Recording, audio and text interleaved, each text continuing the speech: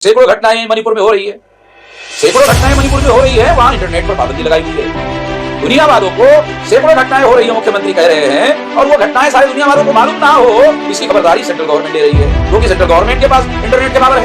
Internet central government बंद कर रही है, यानी सेंट्रल गवर्नमेंट को मालूम है हमारी 5 जो सूचनाएं उपलब्ध है, उसके अनुसार सेंट्रल गवर्नमेंट को भी मालूम है, जानकारी है सेंट्रल गवर्नमेंट के पास, मगर सेंट्रल गवर्नमेंट ने किसी प्रकार की कार्रवाई का आदेश राज्य सरकार को दिया, ऐसा कोई सबूत उपलब्ध नहीं। इसलिए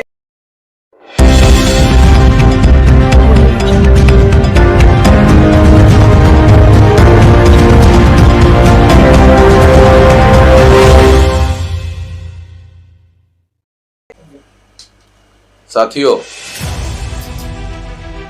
मणिपुर में जो चल रहा है वो दरिंदगी की इंतहा है। कोई भी व्यक्ति जो इस सभ्य समाज में रहना चाहता है बिल्कुल भी इस बात को बर्दाश्त नहीं कर सकता, और किसी को भी ये बात बर्दाश्त नहीं करनी चाहिए। टीवी पर वहां के मुख्यमंत्री ने यह बयान दिया, एक पत्रकार जब उनको पूछ रहे थे तो बोल रहे थे कि ऐसी तो सैकड़ों घटनाएं मणिपुर में हो रही,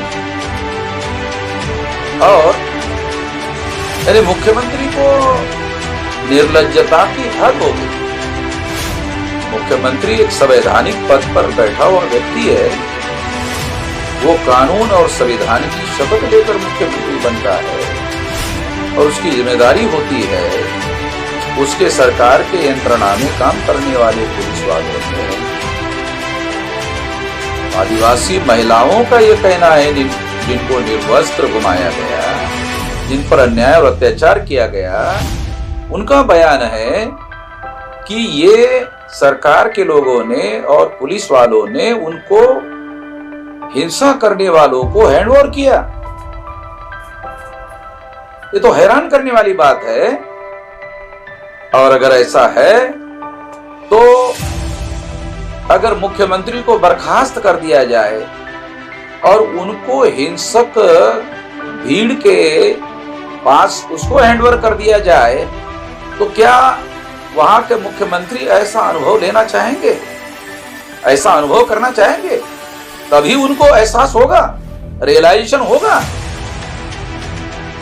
हद हो गई, हैरान करने वाली बात है इस तरह का बयान कि सैकड़ों घटनाएं मणिपुर में हो रही है, सैकड़ों घटनाएं मणिपुर में हो रही है, वहां इंटरनेट पर पाबंदी लगाई हुई है। दुनिया वालों को सैकड़ों घटनाएं हो रही है, मुख्यमंत्री कह रहे हैं, और वो घटनाएं सारे दुनिया वालों को मालूम ना हो, इसकी खबरदारी सेंट्रल गवर्नमेंट ले रही है, क्योंकि सेंट्रल गवर्नमेंट के पास इंटरनेट के पावर है।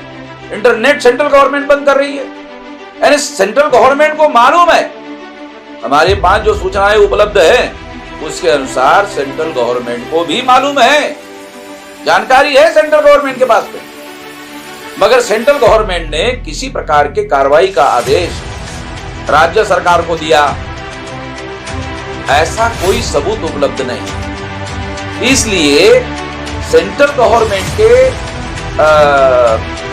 इनएक्शन की वजह से, यानी किसी प्रकार की एक्शन ना करने की वजह से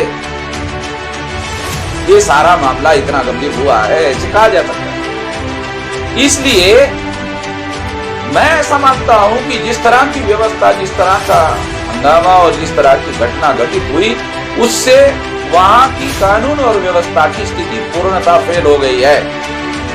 गवर्नर का खुद बयान है, गवर्नर ने जो बयान दिया उस पर भी मैं बहुत हैरान हूं। गवर्नर को उस सरकार को बर्खास्त करने के लिए सेंट्रल गवर्नमेंट को रिपोर्ट भेजना चाहिए। गवर्नर ने यह काम किया, ऐसी कोई खबर नहीं है। और अगर मान लो गवर्नर ने इस तरह का रिपोर्ट भेजा सेंट्रल गवर्नमेंट को, तो सेंट्रल गवर्नमेंट उस सरकार को बर्खास्त क्यों नहीं कर रही है?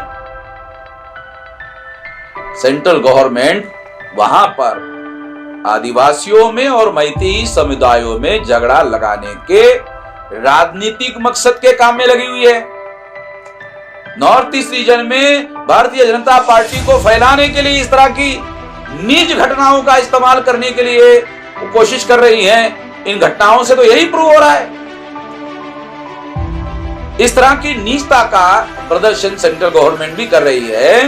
ये नाकाबिले बर्दाश्त है, इसको बिल्कुल भी बर्दाश्त नहीं किया जा सकता। इसलिए हमने पहले ही भारत सरकार ने जो कॉमन सिविल कोड का मुद्दा उठाया था, जिसकी वजह से आदिवासियों के जो कस्टमरी लॉज है वो खत्म होते हैं, उसके विरोध में भारत बंद का हमने ऐलान किया था। तो उसका तीसरा चरण 27 जुलाई को है, और 27 जुलाई को जब है तो 27 जुलाई को मैं सारे देश भर के कार्यकर्ताओं को आदेश निर्देश देता हूं कि वो प्रदर्शन रैलियों में इस मुद्दे को शामिल करे। भारत बंद में तो वो शामिल ही है, प्रदर्शन रैलियों में इस मुद्दे को शामिल करे, और शामिल करके जिला लेवल पर सारे देश में 31 स्टेट में ये प्रदर्शन रैलियां किया जाए, कमिश्नरी लेवल पर किया जाए, डिस्ट्रिक्ट लेवल पर किया जाए, तहसील लेवल पर किया जाए, ब्लॉक लेवल पर किया जाए, ग्राम पंचायत लेवल पर किया जाए। सारे देश के कार्यकर्ताओं को मैं आदेश निर्देश देता हूं कि जहां जहां भी हम लोग संगठित रूप से काम कर रहे हैं, वहां वहां संगठित होकर प्रदर्शन रैलियां प्रोटेस्ट करने के लिए, विरोध करने के लिए पूरी ताकत लगाकर बड़े पैमाने पर इसको किया जाए। हम सारे देश भर में सोशल मीडिया में इसका कैंपेन शुरू कर रहे हैं। उसके साथ साथ सारे देश भर में इससे संबंधित पर्चे निकाल रहे हैं। ये पर्चे सोशल मीडिया में वायरल किए जाएंगे। इसके अलावा वॉल पोस्टरिंग सारे देश भर में किया जाएगा। इसके अलावा सारे देश भर में वॉल पेंटिंग किया जाएगा।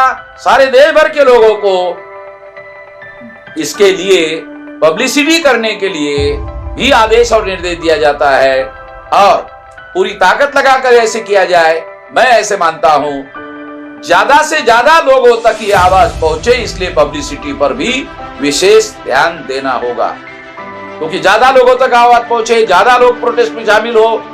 अगर ये हमारा मकसद है तो निश्चित रूप से पब्लिसिटी पर भी हमारे कार्यकर्ताओं को ज्यादा से ज्यादा ध्यान देना होगा।